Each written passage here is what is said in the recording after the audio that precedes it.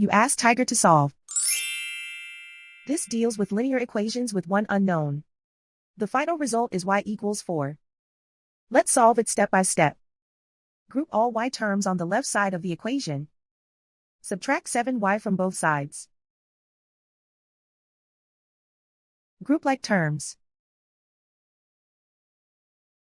Simplify the arithmetic. Group like terms. Simplify the arithmetic. Group all constants on the right side of the equation. Subtract 2 from both sides.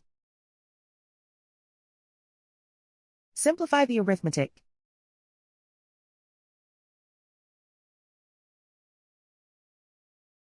Isolate the y.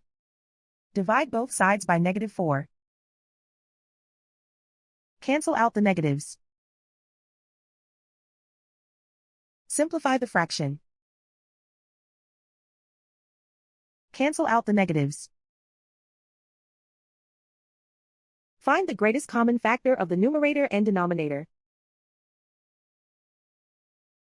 Factor out and cancel the greatest common factor. And so the final result is y equals 4.